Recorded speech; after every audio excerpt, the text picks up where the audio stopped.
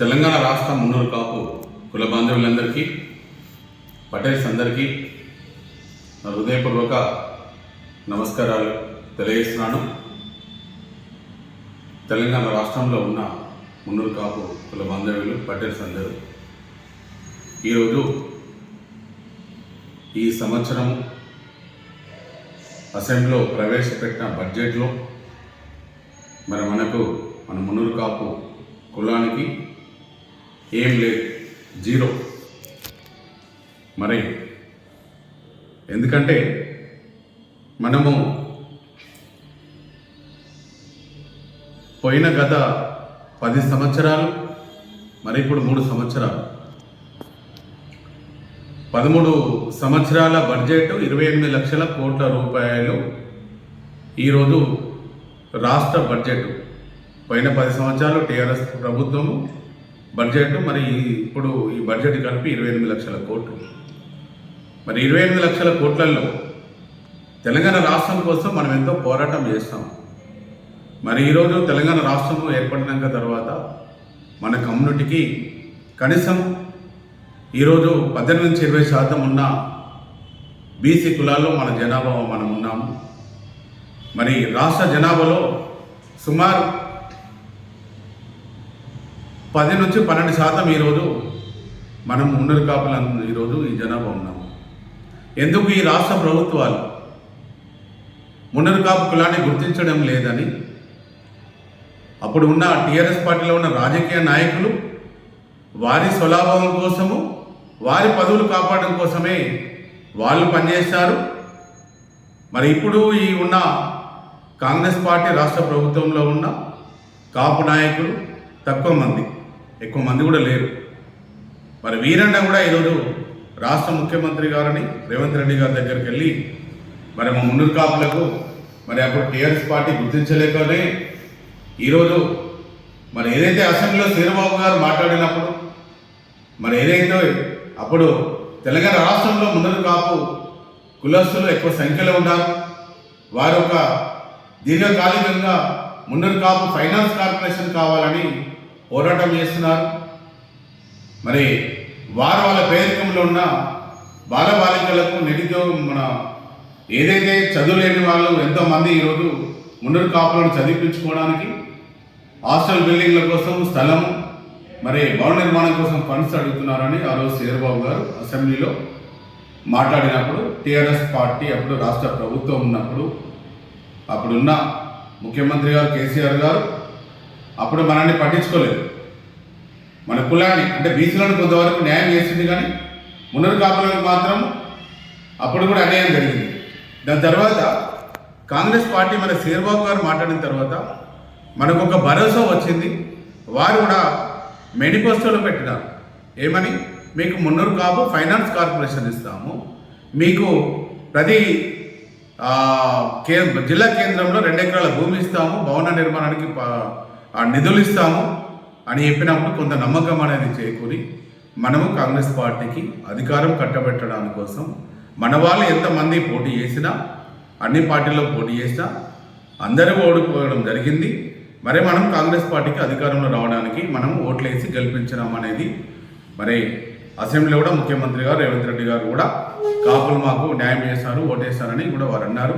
ప్రతి నియోజకవర్గంలో కూడా ఎమ్మెల్యేలు కాంగ్రెస్ పార్టీలో ఉన్న వాళ్ళందరూ కూడా మున్నూరు కాపులందరూ మాకు సపోర్ట్ చేస్తారని కూడా వారందరూ అన్నారు. దాని ప్రకారంగా కూడా మరి కాంగ్రెస్ పార్టీ అధికారంలోకి వచ్చిన తర్వాత మరి బీసీ శాఖ మంత్రి వర్యులు పొన్నం ప్రభాకర్ గౌడ్ గారు మరి కరీంనగర్ జిల్లా బీసీ బిడ్డనే, మరి వారికి తెలుసు కొండదేవయ్య గారు 2 దశాబ్దాల నుంచి కూడా మున్నూరు కాపు కులం కోసం పోరాటం చేస్తున్నారు. మరి వారి కమ్యూనిటీ కోసమే వారు ఎమ్మెల్యేగా పోటీ చేసి కూడా ఈరోజు కులం కోసం పనిచేస్తున్నారు అనేది వారికి తెలుసు. మరి వారు మరి అప్పుడు శ్రీరాబాబు గారు, మరి కొండ సురేఖ గారు, మరి మా రాజన్న సిరిసిల్ల జిల్లా నియోజకవర్గం ఎమ్మెల్యే శాసనసభ్యులు ఆది శ్రీనివాస్ గారు, మరి వీరందరూ కూడా ముఖ్యమంత్రి గారి దగ్గరికి తీసుకెళ్ళి మీకు మున్నూరు కాపు ఫైనాన్స్ కార్పొరేషన్ ఇస్తాము, మరి మీకు 2 ఎకరాల భూమి ఇస్తాము, నిధులు ఇస్తామని ఒక జీవో కాపీ కూడా అప్పుడు వాళ్ళు రిలీజ్ చేస్తారు. దాన్ని మనం ముఖ్యమంత్రి గారి దగ్గరికే తీసుకెళ్ళి కల్పించినారు. మరి మనకి ఎలాగో ఫండ్స్ అవుతాయి, కార్పొరేషన్ వస్తుందని మనం ఎంతో సంతోషపడ్డాము. కానీ పోయిన ఫస్ట్ బడ్జెట్లో మన కార్పొరేషన్ ఇవ్వలేదు, ప్రకటించలేదు. రెండో బడ్జెట్లో కూడా కార్పొరేషన్ ప్రకటించలేదు. మరి ఇప్పుడు మూడో బడ్జెట్లో కూడా మున్నూరు కాపు ఫైనాన్స్ కార్పొరేషన్ ప్రకటించలేదు. కానీ ఆది శ్రీనివాస్ గారు మాత్రము, మా ఎమ్మెల్యే గారు ప్రభుత్వ వైపు గారు, మీకు సొసైటీ వేసారు 50 కోట్లు ఇచ్చినారన్నారు. కానీ 50 కోట్లు కూడా మనం చూడలేదు. 2 సార్లు 100 కోట్లు వచ్చినాయి. ఆ 100 కోట్లు కూడా ఏమైపోయినాయో మనకు తెలియదు. మరి ఈసారి అయినా కూడా నేను శ్రీబాబు గారి దగ్గరికి వెళ్ళి కలవడం జరిగింది. మరి అయ్యా, మీరైతే మీకు నమ్మినాము, మరి ఒక బ్రాహ్మణ సోదరుడి నువ్వు, మరి మేము నమ్మినాము. కనీసం మరి మా కార్పొరేషన్ అన్న ప్రకటించి మాకు కనీసం అన్నా, మాకు పోయిన 2 సంవత్సరాలైంది, కనీసం ఈ సంవత్సరం మేము 5,000 కోట్ల రూపాయలు కావాలని మా మున్నూరు కాపులో ఎప్పుడు కూడా అడిగినా, కనీసం 1000 కోట్ల అన్న 3,000 కోట్లు 3 సంవత్సరాల బడ్జెట్లో మేము అడిగినది 3 లక్షల కోట్లలో 1% మేము అడిగినాము. అంటే 3 సంవత్సరాలు కలిపి 3,000 కోట్ల రూపాయల బడ్జెట్ అని ఇవ్వమని మేము అడిగినాము.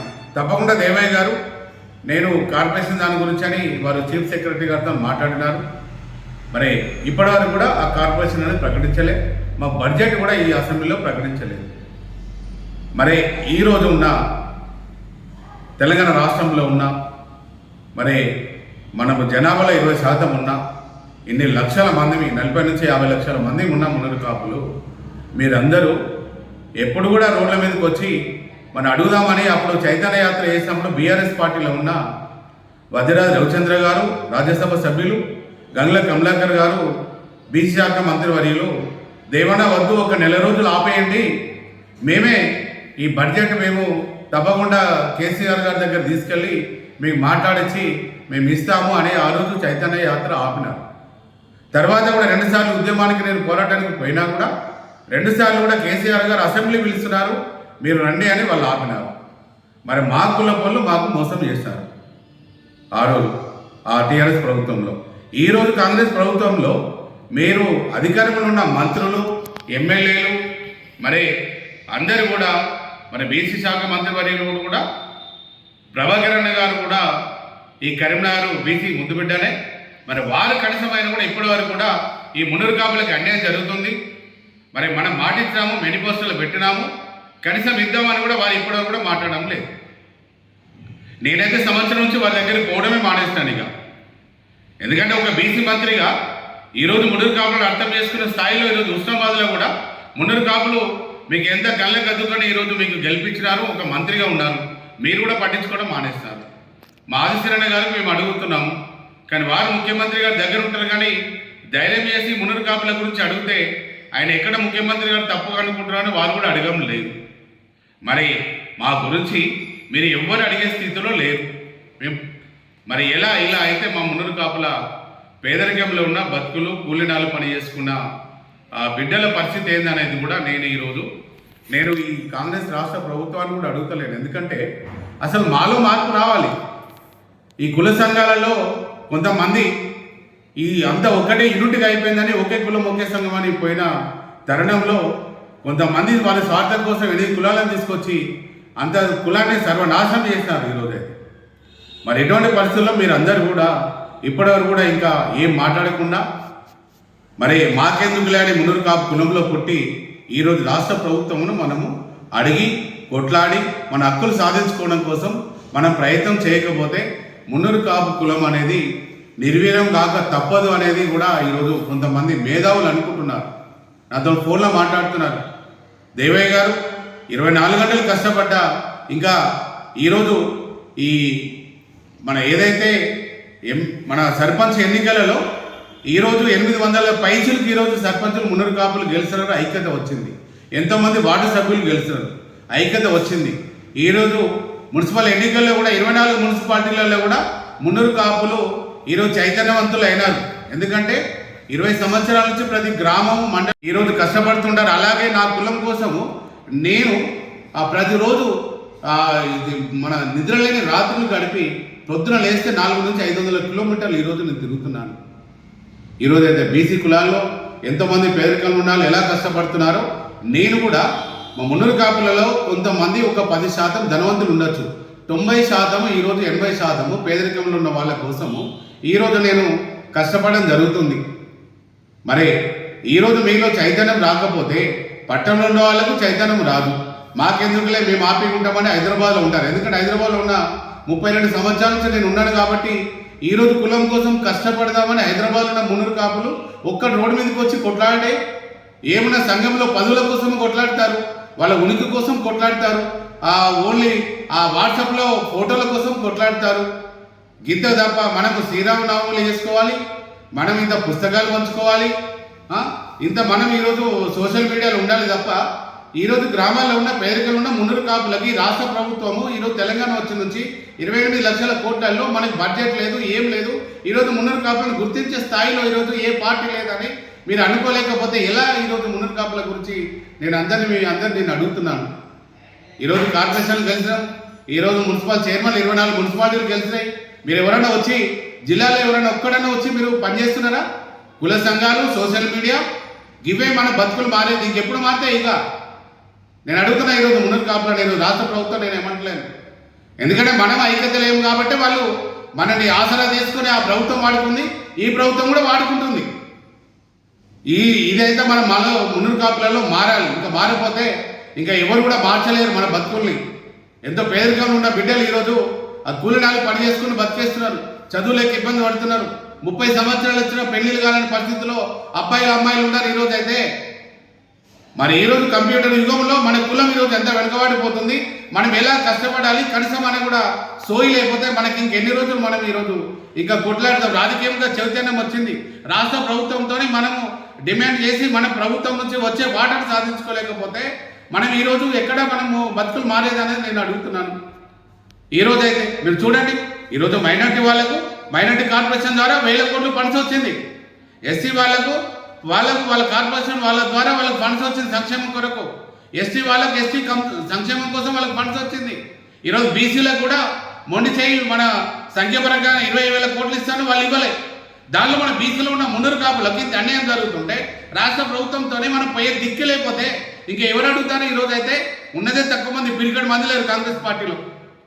వాళ్ళు అడగలేరు. ఎందుకంటే మీరు ఎంత మన 43 మంది ఉన్నామా? రెడ్డిలము మన మంత్రుల్లో ఉన్నామా? కార్పొరేషన్ చైర్మన్లో ఉన్నామా అని అడగడానికి? ఓ క్యాబినెట్లో మంత్రి ఉన్నామా?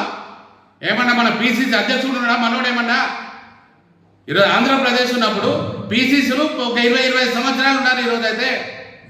ఈరోజు నేను అడుగుతున్నాను కాంగ్రెస్ పార్టీని, పీసీసీ అధ్యక్షుడు ఒక ఎమ్మెల్యే గెలిచినట్టు మీరు మంత్రి పదవి లేకపోతే పీసీసీ అధ్యక్షుడు అని ఇవ్వండి. మాసినాడని కూడా నేను రాష్ట్ర ప్రభుత్వం, రాష్ట్ర గౌరవ ముఖ్యమంత్రి గారిని నేను అడుగుతున్నాను. ఎందుకంటే నేను చూస్తున్నాను ఈరోజు కులానికి ఎంత అన్యాయం జరుగుతుంది. మీరు దేనిలో కూడా మాకు బ్యాలెన్స్ లేకపోతున్నారు ముఖ్యమంత్రి గారు. మరి ఈరోజు మీ రెడ్డిల సంఖ్య పెంచుకోవడానికి మీరు ప్రయత్నం చేస్తున్నారు, మా కులంలో సంఖ్య పెంచుకోవడానికి మా వాళ్ళు ఎవరు ప్రయత్నం చేస్తలేరు. కానీ ఈరోజు మా కులంలో చైతన్యం రావాలని నేను ఈరోజు ఎవరైతే సంఘాలలో పనిచేస్తున్నామో, ఏదైతే జిల్లా కానీ మండలి కానీ గ్రామం కానీ రాష్ట్రం కానీ కుల సంఘం కోసం పని చేయకపోతే కుల సంఘాల నుంచి వెళ్ళిపోండి. ఎవరు కూడా కులంలో పనిచేయద్దు. ఎవడైతే గరీబ్ కూడా వచ్చి కులంను పట్టపగ్గాలు తీసుకొని వాడు పనిచేసుకొని కులాన్ని నడిపించుకుంటాడు. ఈరోజు రాజకీయ నాయకులు కులాన్ని మీరు దగ్గర తీసుకొని కులాన్ని తొక్కేస్తున్నారు. ఈరోజు ఏదైతే కుల సంఘంలో వచ్చేవాళ్ళు వారి స్వార్థం కోసం ఉన్న పార్టీల కుమ్మక్క అయిపోయి కులాన్ని నాశనం చేస్తున్నారు. మరి ఇలా అయితే మన బతుకులు మారేదని కూడా నేను తెలంగాణ రాష్ట్రంలోనే మున్నూరు కాపుల బాంధవులందరినీ కూడా మీకు 2 ఏళ్ళు దండం పెట్టి అడుగుతున్నాను. ఇక మారండి, కులాల కోసం ఐక్యత కోసం పనిచేయండి, మన ప్రభుత్వం నుండి వాటా తీసుకొని మన కులాన్ని ముందుకు తీసుకోవడం కోసం మనం ప్రయత్నం చేయండి అని కోర్చు. మరి రాష్ట్ర ముఖ్యమంత్రి గారిని రేవంత్ రెడ్డి గారిని మా కులానికి న్యాయం చేయండి. మాకు ఈరోజు ఏదైతే మీ డిమాండ్స్ మాకు ఇస్తామనే కార్పొరేషన్ ఫండ్స్ ఇవ్వండి, మాకు హాస్టల్ బిల్డింగ్లకు 2 ఎకరాల భూమి ఇస్తానని ఇవ్వండి, నిధులు ఇవ్వండి. మా కోకాపేటలో ఉన్న 5 కోట్లు కూడా మా వాళ్ళు తీసుకోలేని పరిస్థితుల్లో వాళ్ళు ఎన్నికకి వెళ్ళిపోయినారు. దానికి కూడా ఒక 20 కోట్ల రూపాయలు మీరు కోకాపేట దాన్ని కూడా మాకు ఇవ్వాలి. ఎందుకంటే అందరు బిల్డింగ్లు కట్టుకుని ఆత్మగౌరవ భవనము మా వాళ్ళు ట్రస్టులలో మెంబర్ల కోసమే కొట్లాడుకుంటూ రోజు పొద్దున్న ఎత్తే. ఏదేమైనా మాకు కోకాపేట కూడా మీరు మాకు న్యాయం చేయాలని రాష్ట్ర ముఖ్యమంత్రి గారిని నేనైతే మిమ్మల్ని ఏమంటలేను, డిమాండ్ చేస్తున్నాను. మా కులానికి న్యాయం చేయండి అని నేను అడుగుతున్నాను.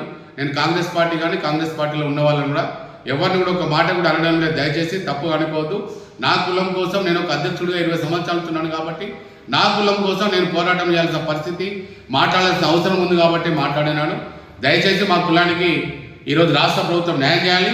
మున్నూరు కాపులలో ఐక్యత వచ్చి మనందరం ఇంకా ముందుకెళ్ళి మన కులాన్ని ఆర్థికంగా, సామాజికంగా, రాజకీయంగా ముందుకు తీసుకోవడం కోసం నాతో కలిసి రావాలని కూడా నేను మున్నూరు కాపు కుల బాంధవులు, పటేల్స్ అందరూ కూడా నేను తెలియజేస్తున్నాను. జై మున్నూరు కాపు, జై పటేల్.